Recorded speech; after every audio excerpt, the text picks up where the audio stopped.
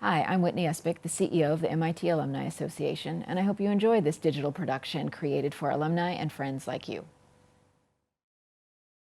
Thanks so much for coming, everyone. We appreciate you being here. Without further ado, we're going to hand it over to Vandita to kick us off and get us started. Thank you, Allie. Welcome. Thanks for coming to our first event for the alumni who graduated from MIT during the decade of the 90s. I always feel funny about that because 1990 isn't technically in the 90s, but it has a 9 in it. So anyway, my name is Vandita Malvia Wilson, class of 1990, majored in biology. We'll have 3 TimTalks speakers on the subject of service. Q&A will follow after each speaker. And please stay on mute during the talks. And please use the raise hand function to ask your questions, and I'll be calling on you. The event will be recorded. I believe we've started that already. If you're more comfortable with your camera off, please feel free to do so. And I'll now turn it over to, I guess to me, because I need to introduce Karina. Karina O'Malley started working in homeless shelters in the late 80s in Cambridge to put herself through college.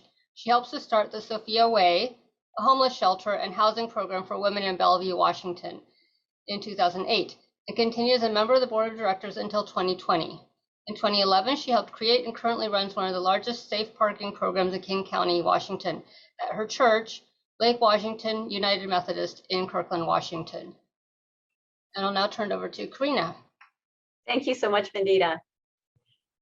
I work with people who are experiencing homelessness. So it would be easy to think that in this forum on service that I help the homeless, but I see my service as very different from that. I serve my community by building connections between different people who need to know each other.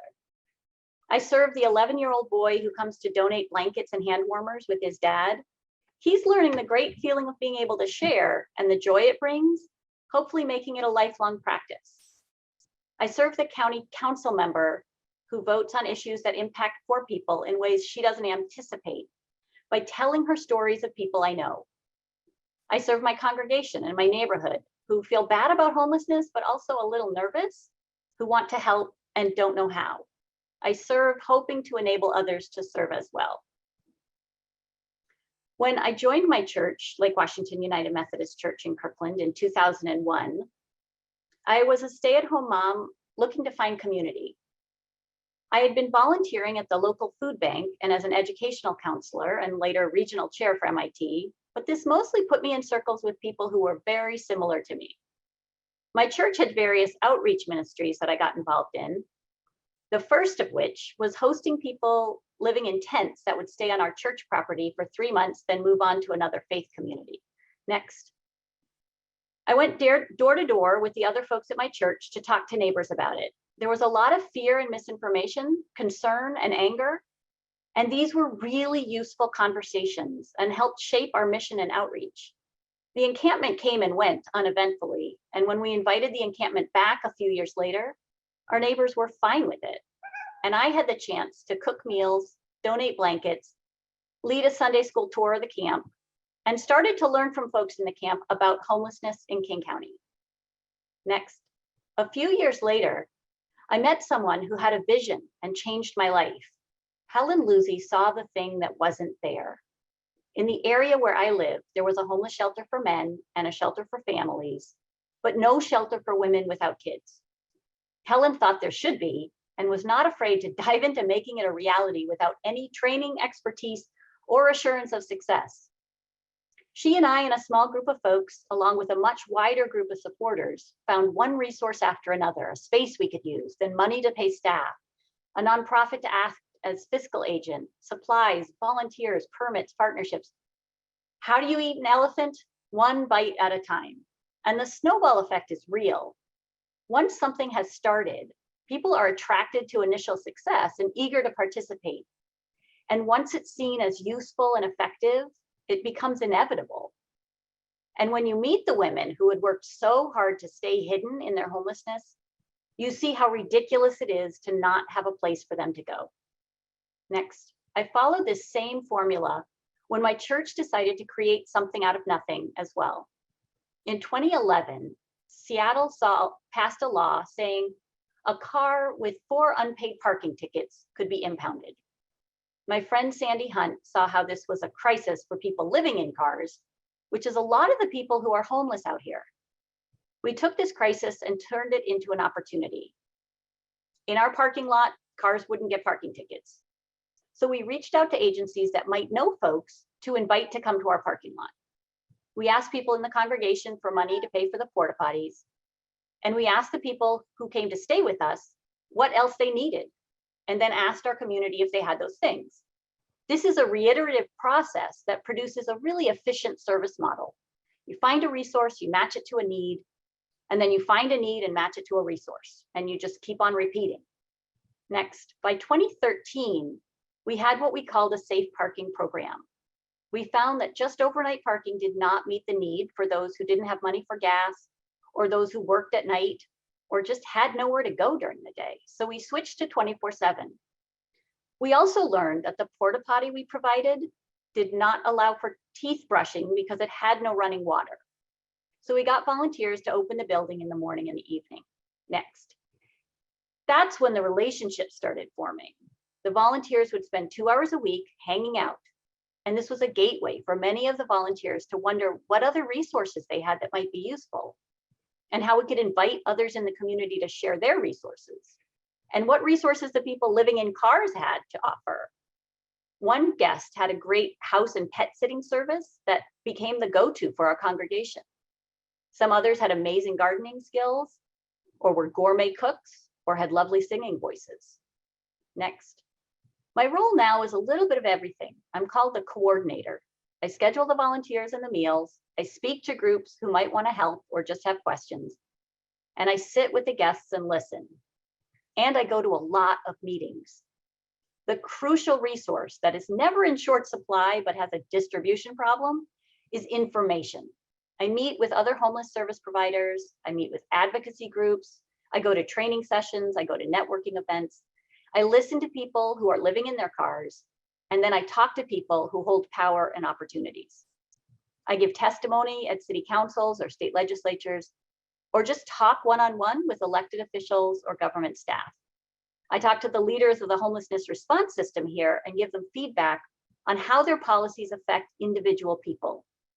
I provide access to people living outside, to people who need to hear their stories but don't have those relationships. Next. The key to making a good match and to have better distribution of resources is to be in proximity. People in need with people with resources, and also to recognize that all of us are both. We all have needs and we all have resources. But you can't know what people need unless you know them and can have an honest conversation that's based in trust. People need to feel safe to admit what they really need. You also will never know what people can offer until you know them and you give them the opportunity. I was so proud when one of the Safe Parkers told me she had run out of unemployment 4 months ago and had 0 income, but had all of her needs met by the program. She was never hungry or without some supply she needed. She said, one day I broke a fingernail and you had a nail kit for me. It takes a lot of time and listening to accomplish that kind of program. She also said she learned not to feel bad about asking for what she needed. Next. An important thing that I learned was that in order to communicate effectively, I had to share stories. When someone would ask, but what about those people who want to be homeless, who refuse to go into shelter? I'm able to tell stories about the woman who had panic attacks when thinking about sleeping in a congregate shelter. Or when they ask, what if they're drug addicts? I could tell a story of a woman who started taking back pain pills for back surgery and then slipped into depression after her husband's death and became addicted. Because I had met these women and heard their stories, it wasn't theoretical. The wealth of stories these women were willing to share with me gave me a portfolio to help open people's minds to a world they didn't know. And because I actually knew the women and had ongoing relationships, I was able to untangle some of those questions that even I had of, why don't they just do this or do that? There was often an answer to why they didn't, and it often exposed the entrenched racism, classism, or injustice of our society. And these stories awakened empathy, not just compassion, and called me to advocacy. These stories, the people I know, are examples that can make lawmakers make changes. Things like, why don't they just get a job, is a weird question when you think about the physically disabled 60-year-old woman with anxiety. And people operating under the assumption that somehow if someone is deserving, that they will be taken care of, is shattered. When you listen to their stories, you realize it's just not true. And when you meet people who are suffering, you learn how little sense it makes. And I can tell you about a lot of people who believed that homelessness was a choice until they landed in the parking lot and couldn't figure out how not to choose it. Next. But I have some good news. Homelessness can be ended for each person who experiences it. That woman who had nothing now has an apartment and is working full-time and is actually now helping other people who are in crisis. What I hear over and over is that the path out of homelessness almost always involves a housed person who cares, who takes the time to companion, to advocate, to cheerlead, and to provide what may seem like really small supports, a ride, a phone call, 20 bucks at the right time. It can make all the difference if it's based in relationship, and anyone can be that person. And it starts with looking and listening. Thank you.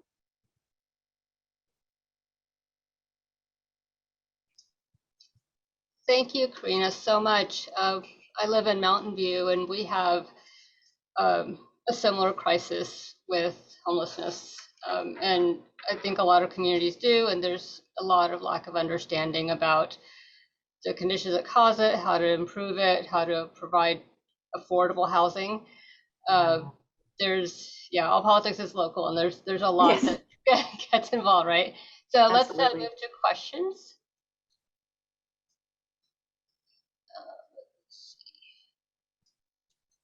You can either put it in the chat or hopefully I'll see a raised hand. I don't see one right now though.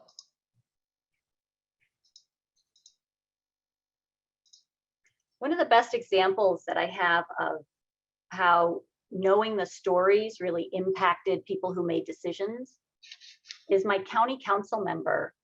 I was talking to her one day about a new men's shelter that they were trying to open in Bellevue.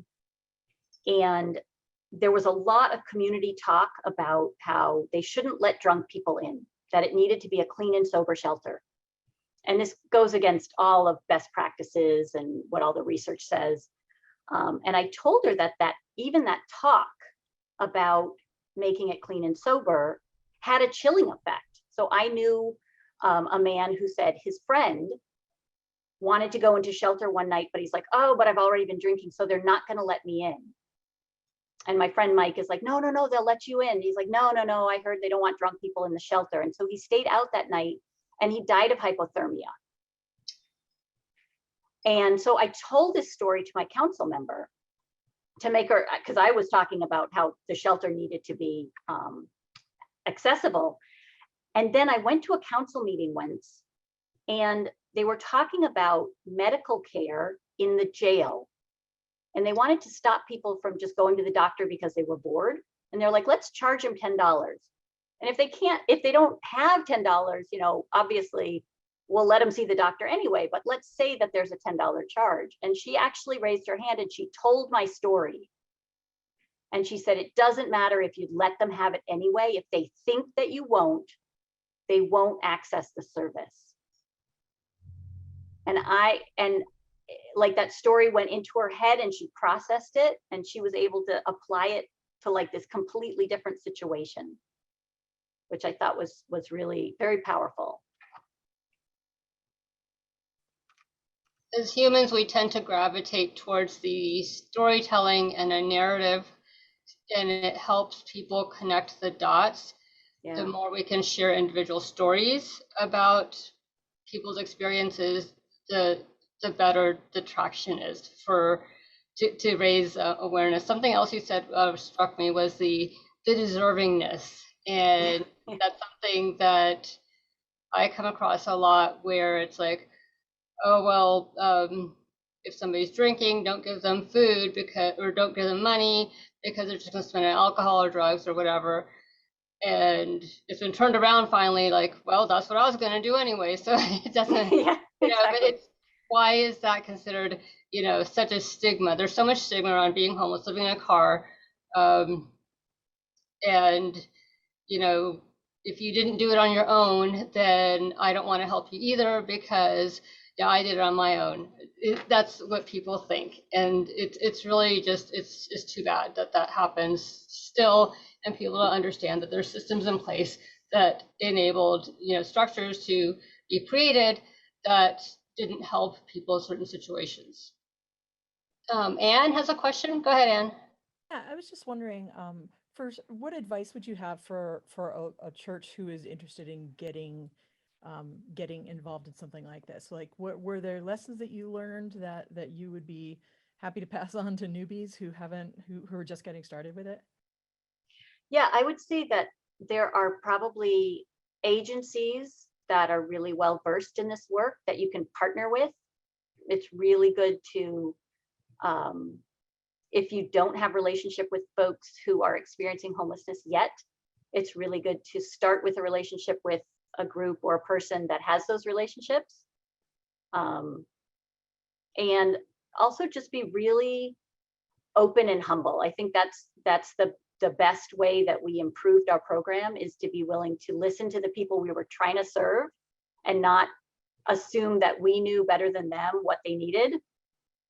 But it's always a process of listening and changing, and don't be afraid to fail. I think that's the sort of a business thing now, like fails fast. Isn't that right? Like, try something. Mm-hmm. And if it doesn't work out, you can always scrap it and then move on to something else. But don't get caught in sort of the, like, we have to come up with a perfect product before we start. Just do something little and get the word out. And also talk to your neighbors. Yeah, I had a follow-up question with that too. Just thinking about the man who had been drinking who didn't feel welcome. Have you ever had any issues with people who were unruly, or having to get the police involved, or any of that? I've been doing this for 10 years, so yeah, they're people, right? Mm-hmm. There's all kinds of issues when you bring people together. I mean, I remember at Pica, there are sometimes people with unruly behavior. I always go back to the issues in my parking lot are so similar to my issues in cooperative living at MIT, that I like to make that analogy for folks. But it's like anything else. When you have a lot of people together, you have a lot of behaviors, and you just work through them one at a time. Thanks. Yep. Thank you, Anne, and thank you, Karina. I'm now going to introduce our next speaker. Hemant Taneja is an investor, founder, and author. He's the managing partner of the venture capital firm General Catalyst, partnering with founders from seed through growth stage and beyond to build companies that withstand the test of time. Hemant is an advocate for responsible innovation, aligning innovation with the long-term interests of society by engineering for growth and good with greater intention, fewer unintended consequences, and increased inclusivity. In his 2018 book, Unscaled, Hemant articulates the need for accountability, transparency, and explainability as AI permeates every aspect of our lives. I'll turn it over to Hemant. Thank you.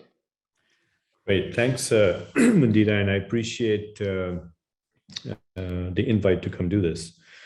I guess I'll try to frame my last 20 years of investing and how it's evolved into essentially now building technology companies that are in service of society. And I'll talk about why that's not I'm a capitalist at heart. So it's not sort of purely I want to do good in the world comment. It's actually the alignment of doing well and doing good is what sort of our core work has become. So, I joined the firm venture capital from General Catalyst 20 years ago. I joined as a entrepreneur in residence after having sold my first business that I built after leaving grad school at MIT. And it was really interesting. So my first decade of investing was I invested in the evolution of mobile technologies. If you remember, phones had just started coming about.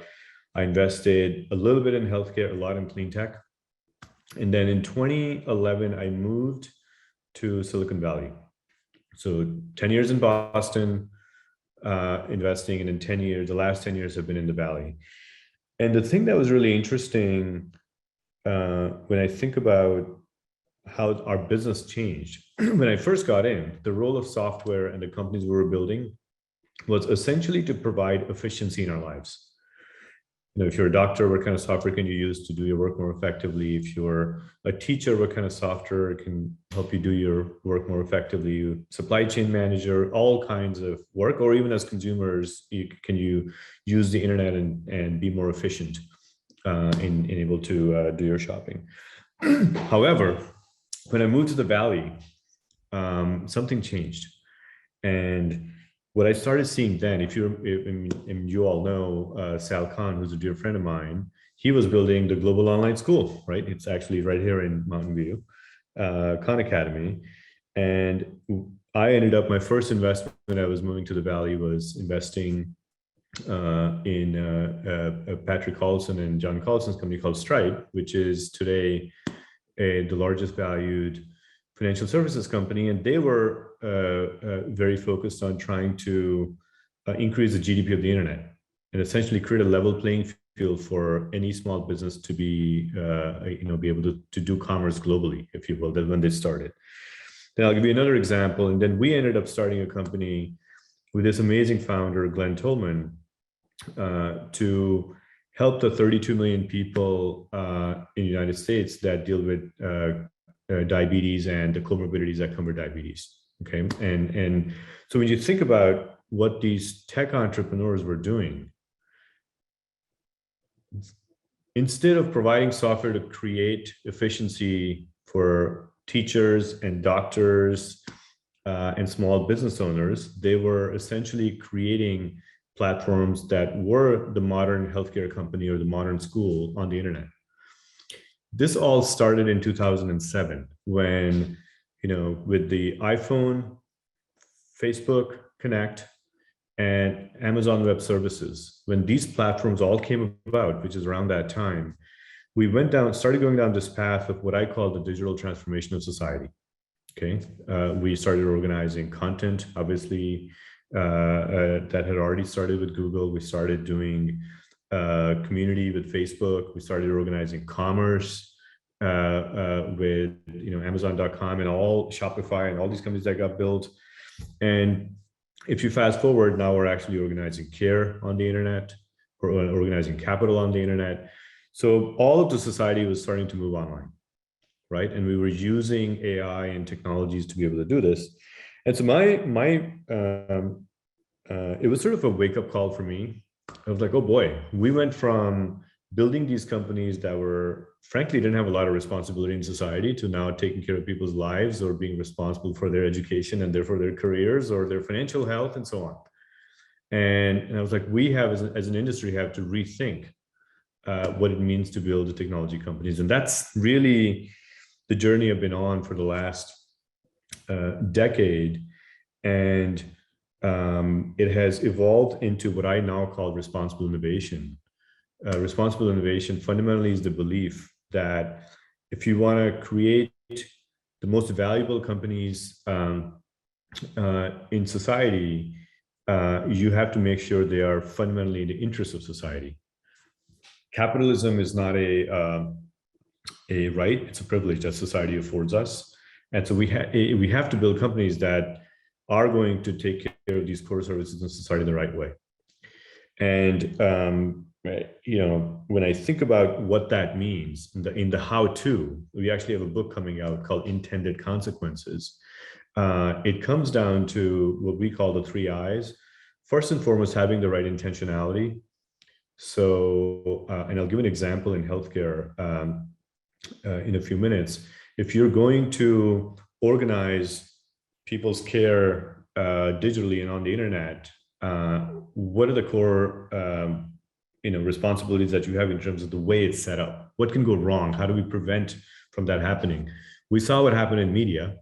We organized media online with social media, and it practically brought down our democracy, created lots of echo chambers, and destroyed our shared sense of reality. Can you imagine having the same sort of unintentional use of AI and applying that to people's health and education and so on? Lots of wrong can happen. So it came back to sort of having that intentionality in which the way we build these companies. Second is, we used to, when we built companies before, we always thought about it's all about building businesses that maximize profits and increase shareholder value. And it forced us to think about, that's not enough. We really have to think about all the stakeholders. The stakeholders aren't just the employees and your customers. It's also the workforce. It's also others that you may not be serving directly, but get impacted. And I'll give you an example on that. And it's also obviously the sustainability of the planet. So how about we think about all those considerations in the way we build these companies? An example I'll give you, there's some very successful financial services companies that essentially go find the younger versions of all of us, so the kids graduating from elite schools, and give them essentially loans because they know they're going to have great careers. And therefore, that's a really low risk pool to be lending to and building a business off of. But guess what? If you took the safest segment of consumers off of the existing banks that lend to the overall society, you actually reduced their viability. So there's an unintended consequence where your company might succeed in the short term, but it's actually making the financial institutions of the society more unviable in the long term. And you don't want to see that happen, because it's not, your business will not survive in the long term if that is the unintended consequence of your success.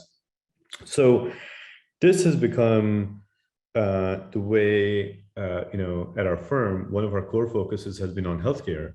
And especially with the pandemic, we all know two things that the pandemic taught us. One, how poorly set up our existing healthcare system is to handle these kinds of situations.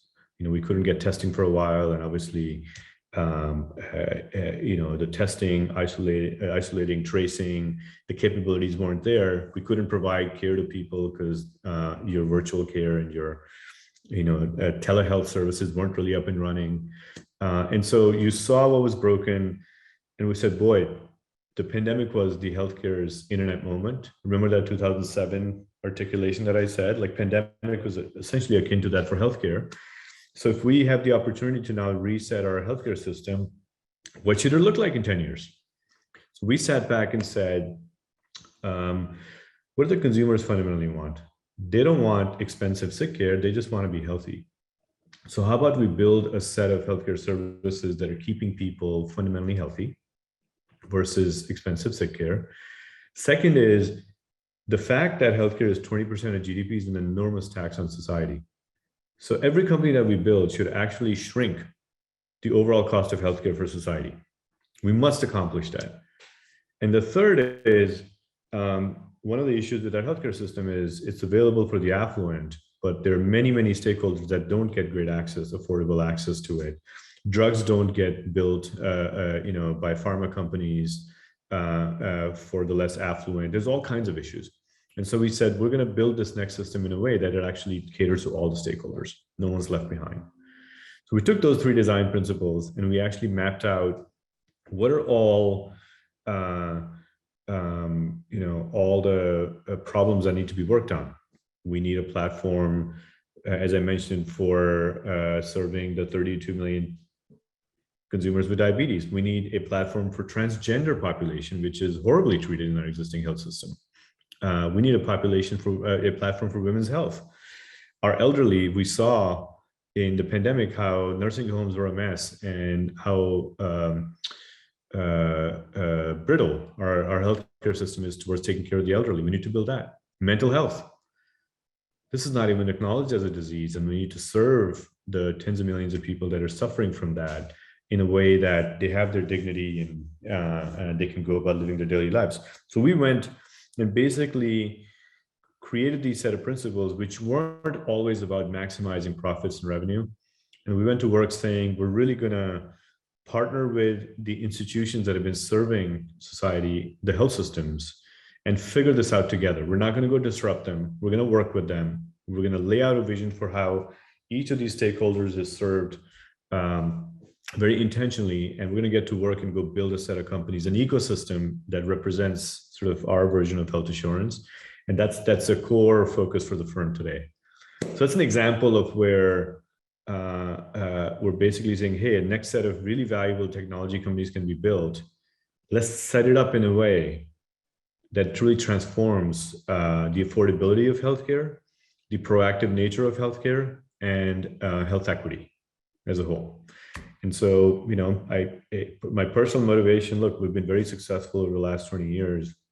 And, you know, the thing I worry the most about is in the next 20 years, if I continue to work on investing, I don't want to be responsible for having invested in a company that was as disruptive as Facebook was in society.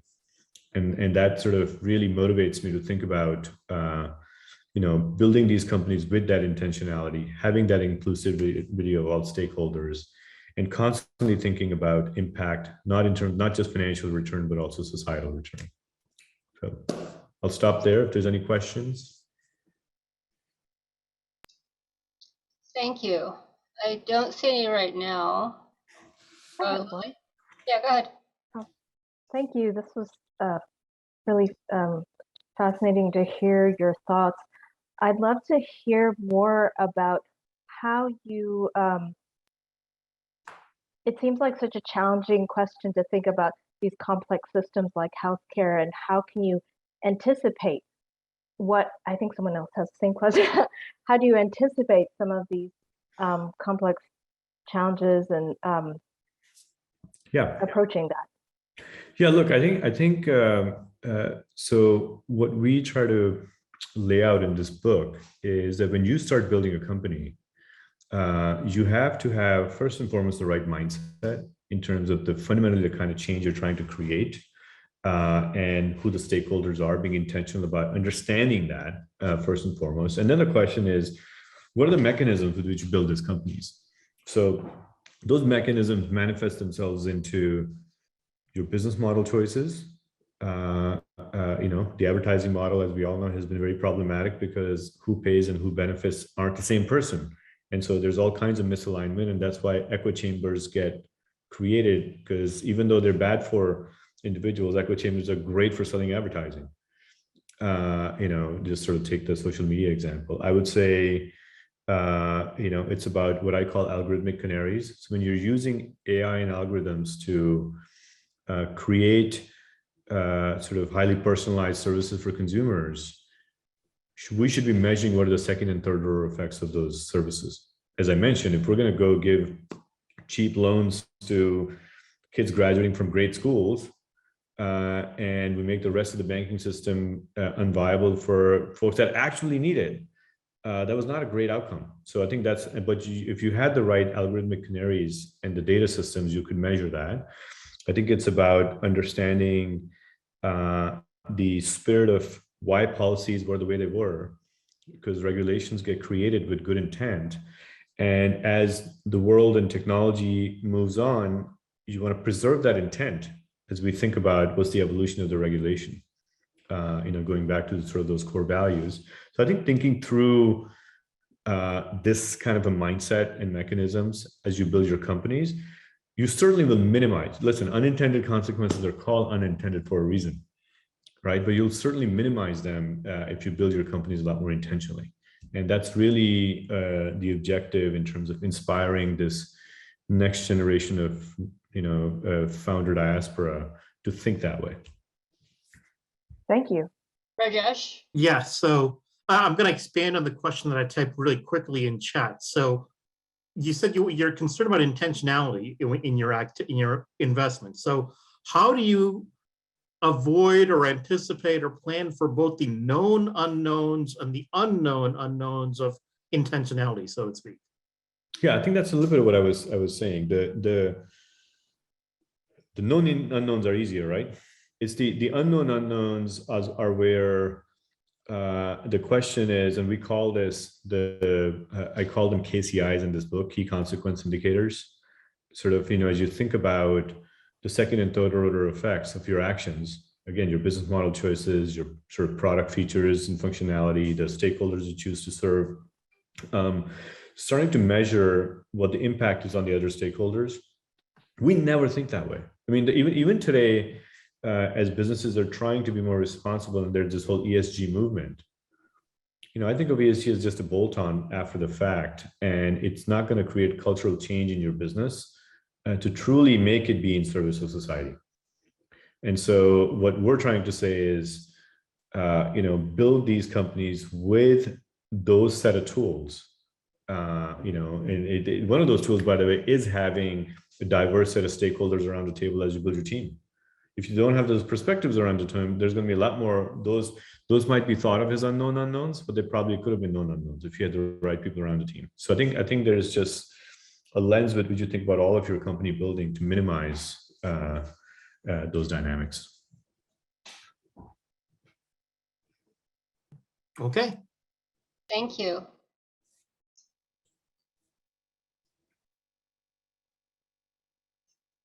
So I'm talking next, and Johanna is pulling up my slide presentation. And I don't know what I wrote for my introduction, but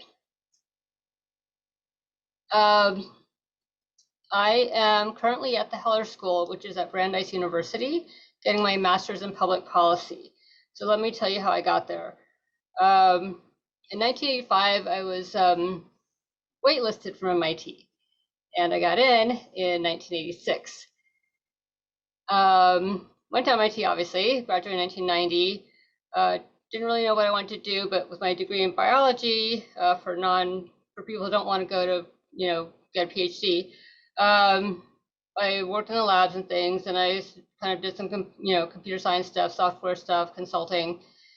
It wasn't really, it was interesting. It wasn't my passion by any means. I just kept feeling that there was something more that I should be doing, and I just didn't really do it. Fast forward to like 28 years or 27 years, and I always wanted to go to grad school, and let's see, I'm not really much of a success at anything. So I went to grad school to get an MBA, also at Brandeis. And during the time of my MBA, again, it was like, well, this doesn't really address the experiences that I've had, either growing up or in college or in the workplace. And I was told not to experience discrimination because apparently there wasn't any, because we had solved all the problems of racism and I was doing well enough. And so therefore I shouldn't ask any more questions. And that didn't sit well with somebody like me whatsoever.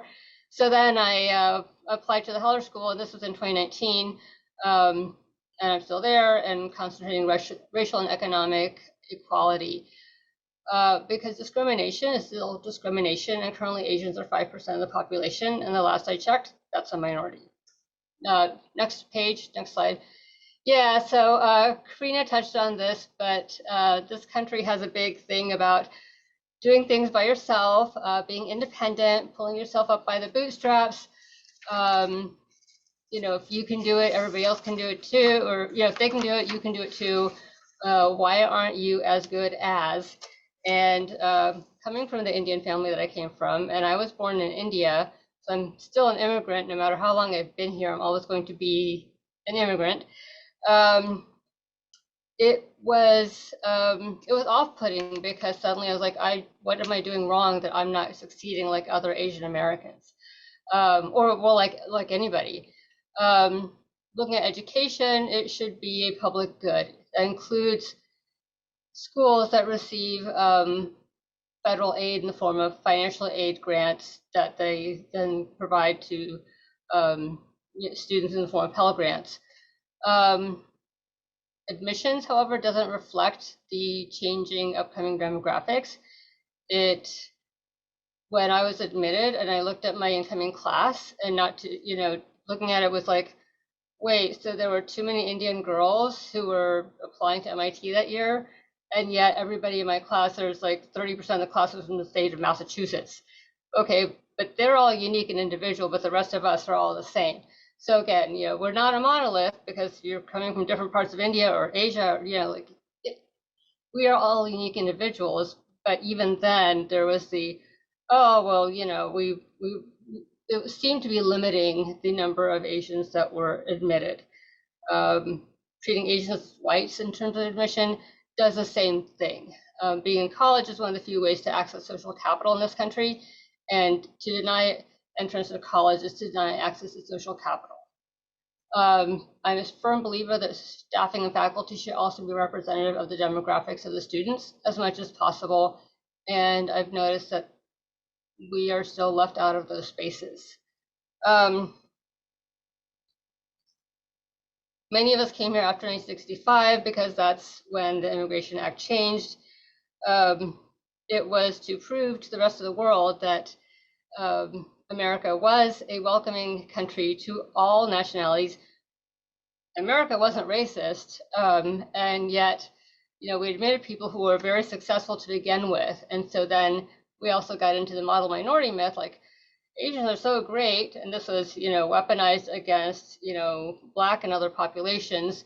Again, if you can do it, or if they can do it, why can't you? And Indians have to be good at spelling and math and engineering and being a doctor and all those kind of things. And, we had to be all the same. We're homogenized into all Asians are smart. And this is from the 80s, this cover, which, hey, remember the 80s? It wasn't all great. Next slide, please. So I pulled these words that I shared on Facebook earlier today that I've heard in my own life, where somebody says they don't see color, where are you really from, how old I am, why I'm married to somebody, why I'm not married to somebody else. Medical things like my skin couldn't burn because it's darker.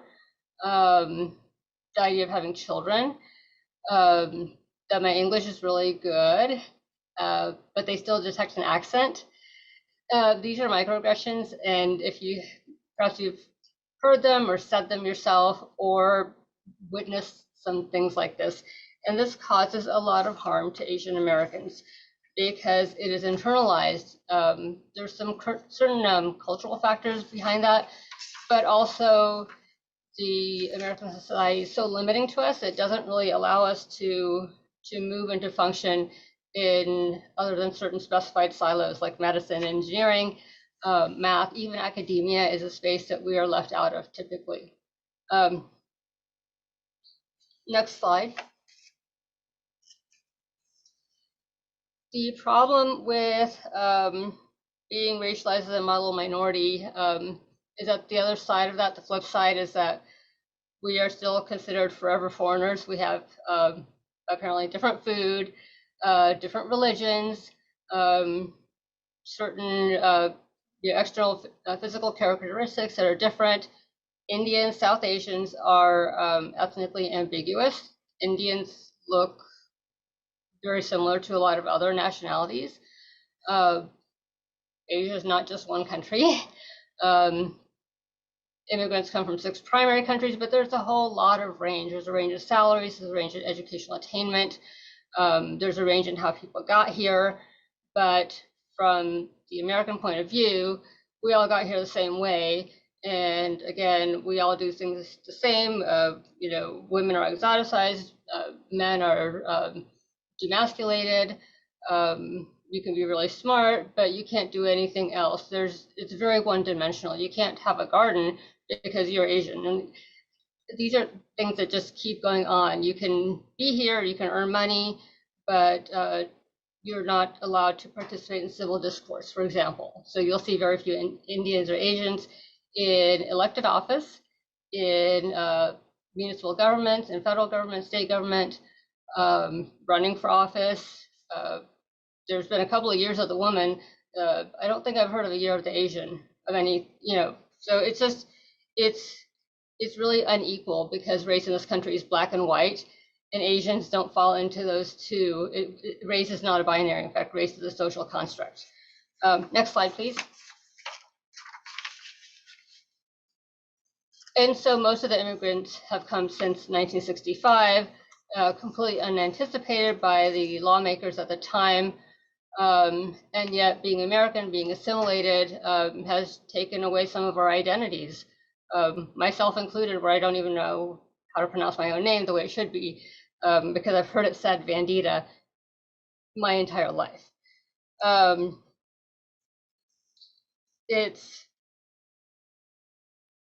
It's one of the things that you can check the box and like, yeah, we fixed it. We elected a black president.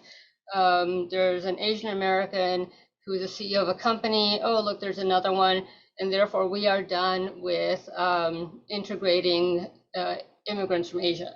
And that's not the case. There has to be lifetime integration of immigrants, and immigrants coming for all kinds of reasons, whether it's for employment or as a refugee, or education. There's more than one way that a person comes to this country. Next slide, please.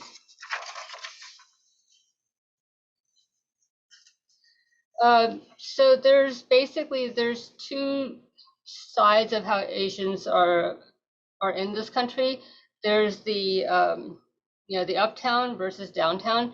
There's a set that are very highly educated. That's where me and my family would fall in.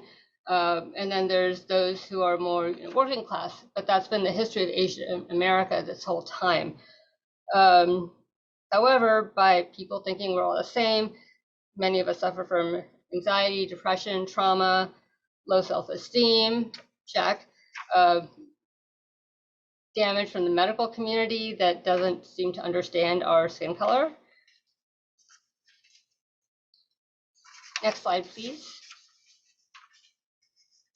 There's also different poverty rates. There's different salary rates, and Asian Americans as a whole have the largest range of salaries as well as poverty rates. Whereas a Japanese person might be extremely wealthy, somebody maybe from the Laotian community who's been here recently, the last 5 years, might not have that same experience. We've also been triangulated against Blacks and other minorities in the, again, comparing us to them. Next slide, please. So by 2055, Asians will be the largest immigrant demographic. And by 2065, Asian Americans will be 38% of the entire foreign population in the US. Currently, 5% of the US population will be, I think, 14% of the population. We continue to experience physical, in addition to emotional harm. We are not included. There's not a seat at the table because once you are Asian, that's it. You cannot be a female and Asian and have those experiences. One cannot be a disabled female Asian and have further marginalized experiences because apparently a person's only allowed to have one, one mark, so to speak, against them. And but when you stack these up, that's where we get to the intersectionality of discrimination. And that's kind of why I'm here and studying this topic, because it starts with education, and admissions policies need to change. They need to be updated.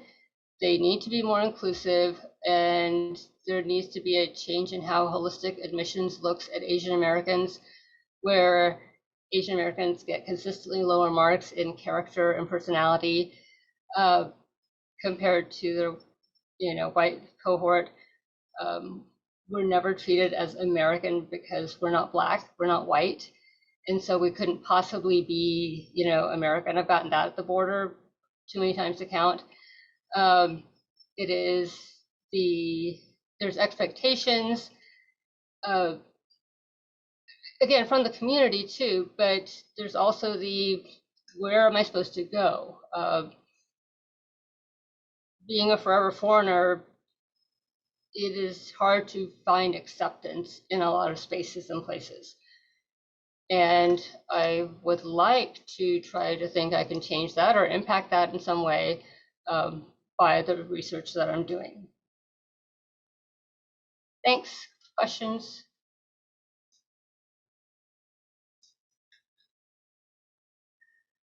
So somebody asked me a question in the chat. If minorities focus on intersectionality, what is to prevent the white working class in the Midwest without a college education to focus on it? That is absolutely true, because the way the college demographics are going right now, the population of white males in college is actually decreasing. It just means we need to start treating people as individuals. We need to stop putting them into buckets like, oh, we need 5 of this kind of student and 10 of that kind. It really needs to be, look at the person individually, increase enrollment. I remember being in a crowded triple at MIT. Add more housing, continue to provide services on campus, because a lot of us get to campus and we don't get the help that we need on campus that we also didn't get back at home. But it really needs to be, maybe hybrid learning where, you can't possibly learn online. It's not the same as a quality residential education. That's also not the case. We've been doing it now on and off for close to 2 years. There's a lot of things that people thought couldn't be done that keep getting done, but there have to be other ways. There have to be satellite campuses.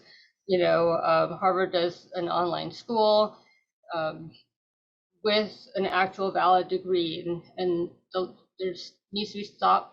Comparisons need to be stopped between online and offline degrees. It is all the same, or it should be, and there just needs to be a lot more help provided to basically everybody to have access to education and opportunity.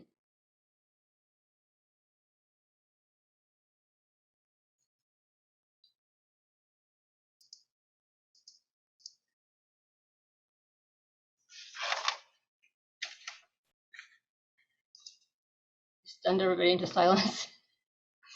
How can we better educate ourselves about microaggressions, or what we can do if we witness one? That's a great question. I think the first step is to acknowledge it. So I didn't have the term microaggression growing up. I was told to get over it and get over myself. But the first thing is acknowledge the other person's feelings. I think a lot of people want to be listened to, right? People want to feel heard.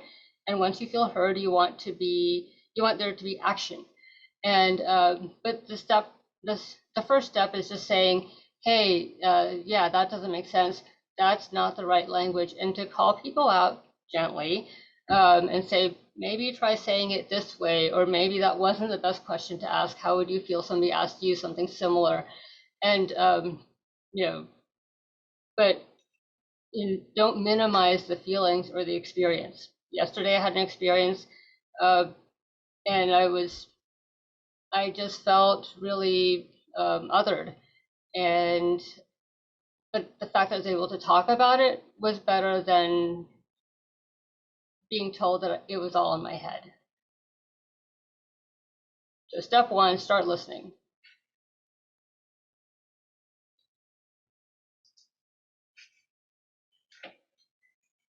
With that, I think I will go ahead and close it down. So, thank you everybody for attending our Decade of the 90s event. And thanks to our speakers, Karina, Hemant, and me, for presenting to us.